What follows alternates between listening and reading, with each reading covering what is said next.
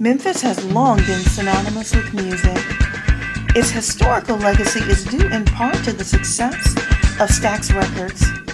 What began as a tiny record store grew to become one of the most important recording studios in the world. Today we're going to learn about that recording studio and this beautiful museum.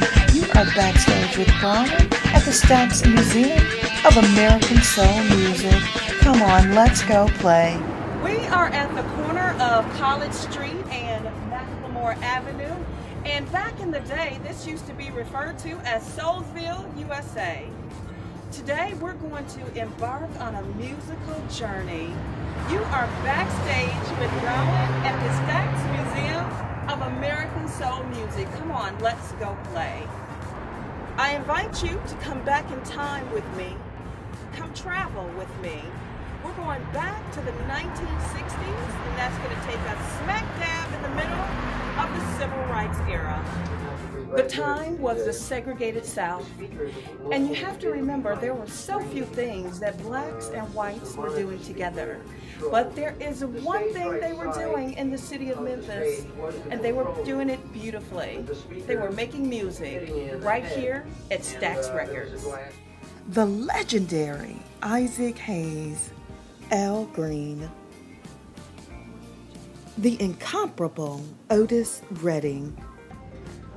A private tour is only as fabulous as its tour guide, and our tour guide today is no average Joe.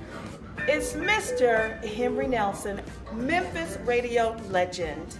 Henry, tell us a little bit about your position here and what's your title here at the museum? I am the Group Sales and Events Director, and also handle events, and I do recruitment for the Stax Music Academy, and of course we're here with the Stax Museum of American Soul Music, which is where you are right now. This is the question that I've been wanting to ask ever since I knew I was coming here today.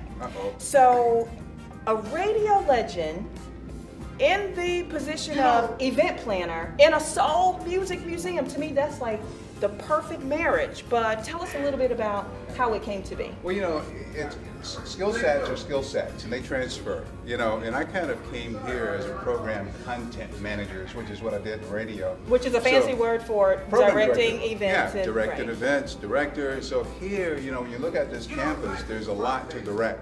I mean, we're standing in Studio A here, world famous Studio A, where Otis recorded Dock of the Bay at the Stax Museum of American Soul Music. Right. Otis Redding is considered one of the greatest singers in the history of soul music.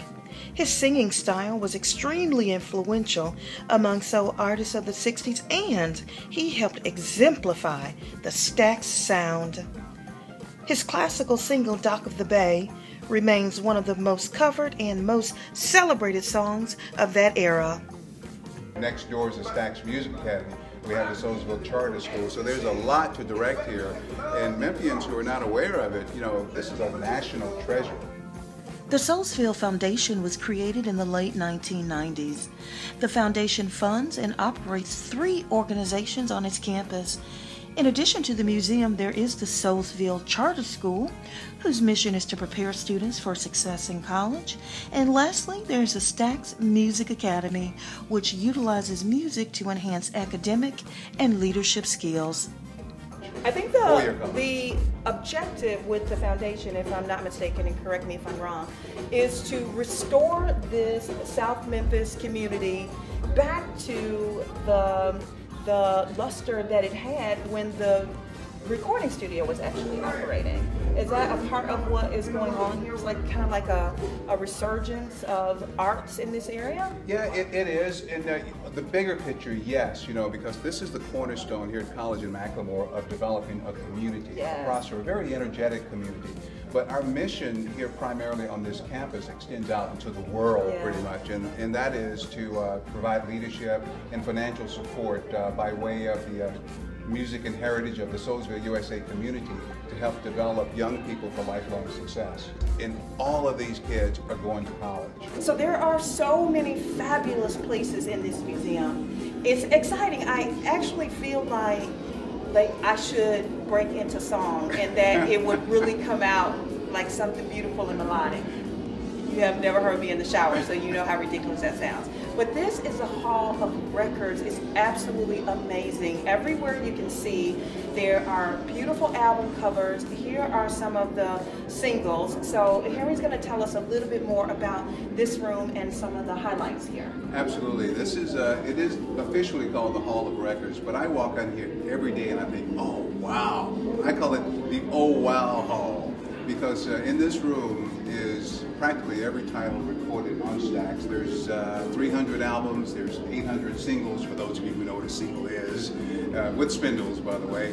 And in this room also, you know, Stax had a comedy label, a gospel label, a jazz label, right, a rock label. So Richard Pryor recorded here. Absolutely. Bill Cosby recorded here. Yeah, people don't know that. Mom's Mabley recorded here. Yeah. So in addition to Otis Redding, yeah, Isaac Hayes, and you were telling me oh, yeah, one of the Hot Buttered Love Song. Hot Buttered Love Song. Actually, yeah, Hot Buttered Love Song. Isaac Hayes, the biggest selling accidental album in the world. Why? What was yeah. it? Why well, was you know, accidental? it was during the Stax soul explosion that Isaac was given autonomy to record an album. You can do what you want. And Isaac did what he wanted, and it became the biggest selling album in Stax history. And Hot Buttered Love Song. And for those radio heads out there, there was a radio show. Absolutely, you yeah. created it, right? See, I told you I did my research. Tell us a little bit about how that came to be, because in your radio life, you created, you directed, you programmed some of our favorite radio stations, and you're responsible, right? Yeah, and I called it Hot Butter Love Song. That was actually the name of the show. But Isaac came to, he was working in New York at a radio station, and after 9/11 in 2000, Isaac was recording a show for us. So I asked him, I said, man, will you do 7 to midnight? This was an evening show. And we called it the show Hot Buttered Love Songs, Isaac Hayes, and it was just an incredible time in Memphis music history. Amazing. By far one of my favorite rooms in the whole museum. You are backstage with Brawin. If you consider yourself a soul music aficionado, then you would have to know that this Oscar belongs to none other than Isaac Hayes. And you further would have to know that it was for the soundtrack 1971, baby, Shaft. He was a bad mother, shut your mouth. And for very obvious reasons, I feel right at home at the Soul Train exhibit. Definitely one of my favorites. Savage beast of time, roar until it cries. Roar, roar, roar. Now we must go through another But now to be in the midst of such beautiful photography, tell us a little bit about the artist that took these photographs. Yeah, this is our Changing Gallery, and it's a new exhibit that just went up, you know, just this past week, and it'll be up until June 30th. It's by Tom Gilbert, and it's called Memphis Original Soul.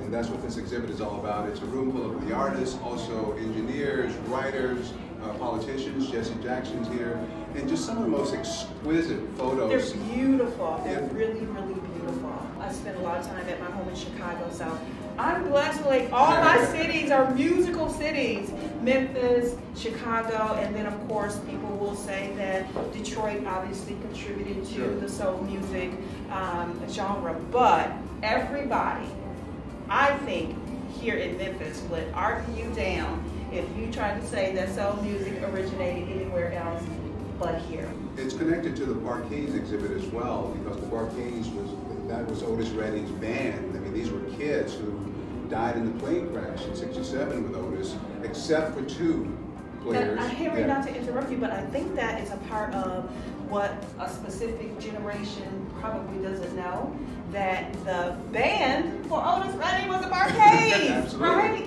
And then the Barcades went on to become, tell us a little bit about the Barcades, their history, and what they've meant to Memphis all these years. Well, all these years, talking 50 years. 50 years. 50 years the Barcades are celebrated.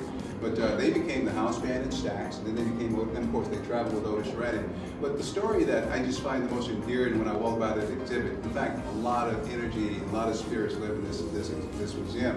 But you know, James Alexander, who was, it was his turn to take a commercial flight that night. The plane went down. December 10th, 1967 was a very sad day. En route to a concert in Madison, Wisconsin, Otis Redding's private airplane crashed just a few miles shy of the Madison airport. In that crash, Otis Redding, just 26 years old at the time, was killed, as well as all but 2 members of his traveling band, which you may know as the Bar-Kays. I mean, anyone who spent any significant amount of time here in Memphis knows that on any given day, you might find the Bar-Kays playing or hosting some kind of festival or at a concert, because their legacy is so humongous. I think one of the really special things about what's going on with the foundation is that the foundation is trying to make sure that children have an opportunity to appreciate music back like they did in the day. Yeah. And so tell us a little bit about the Music Academy, which falls again under the Soulsville Foundation. The Soulsville Foundation has 3 programs, and of course the first one was the Stax Music Academy, which came in 2000. And we have 120 children in after school from all over the city attending the Stax Music Academy. No, you don't have to necessarily have musical genius, but you have to audition.